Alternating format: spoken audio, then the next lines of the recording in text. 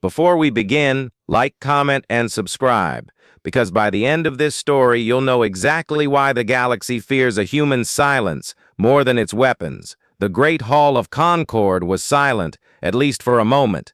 Then the laughter started.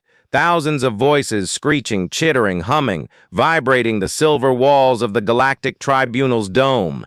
Representatives of over 300 species, hailing from the core systems to the fractured edge, threw their heads back in synchronized amusement.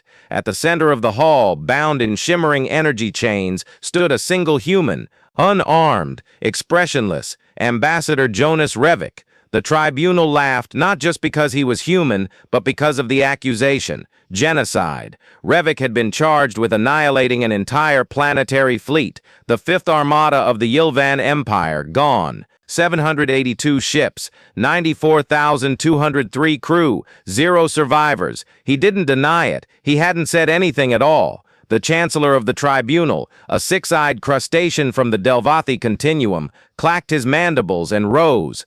Let the record show the accused continues to offer no defense. We offer him now one final opportunity before judgment is rendered. The laughter had subsided into smug whispers and the occasional hiss of disdain. Revik blinked once. Then he took a step forward, chains tightening with a pulse of light. I was waiting, he said, for everyone to shut up. 1,000 species froze, not at the insult, but at the voice. It wasn't loud. It wasn't angry. It was calm. Cold, focused, like a scalpel poised over flesh. The Delvathi Chancellor gurgled, "You will address this tribunal with respect, human." "I did," Revik said. "That was me being respectful." He turned his head slowly, scanning the dome. "Do you want to know what really happened?" No one answered, so he spoke. "You sent the Yilvan Fifth Armada to blockade our Mars colonies. You claimed it was for resource redistribution. You thought we'd protest, maybe file a motion, beg." He smiled without warmth. "We didn't."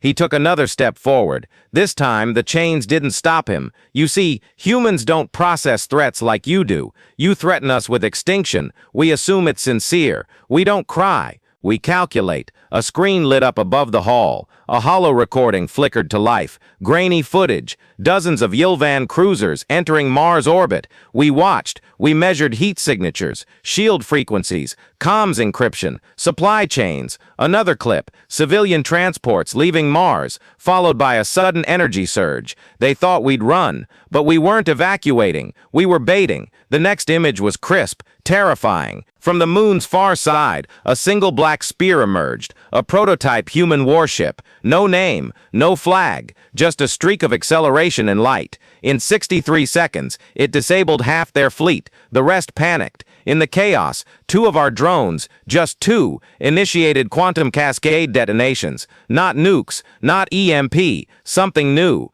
The screen cut to black. Revik's eyes didn't. We gave them a chance to leave. 3 warning pulses. They didn't respond. The tribunal was no longer laughing. "Why didn't you alert the Galactic Council?" a voice called. Revik tilted his head. "We did. 12 times. No response. So we assumed neutrality." The Chancellor's voice was quieter now. "And you call this diplomacy?" "No," Revik replied. "I call it restraint." Murmurs spread like fire through dry grass. Another representative, a tall avian from the Zerofold, leaned forward. "But the Yilvan posed no existential threat to Earth." "Wrong," Revik said. "They threatened our children, our autonomy. That is existential to us." He looked directly at the Chancellor. "You want a reason? Here it is. Every time Earth is pushed, we don't break. We evolve." A final video played. Fragments of human fleets, old mining rigs, asteroid harvesters, colony defense ships, reforming, upgrading, merging into a coordinated war engine.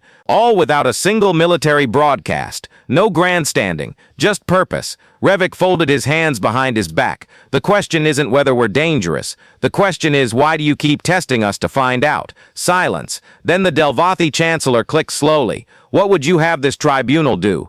"Nothing," Revik said. "Your judgment means nothing to us anymore." He stepped out of the chains. They fell, inactive. He hadn't been restrained at all. We came here once to join you. Now we walk alone." He tapped his communicator. A signal. Above the tribunal, dozens of small satellites activated, each broadcasting a message to every system. Humanity is no longer requesting a seat. We're building our own table. And then he vanished. Where he stood, only the chains remained, cut neatly in half, and in that silence, the galaxy finally listened. If you made it this far, now you know. It's not humanity's weapons the galaxy should fear. It's their silence before the strike.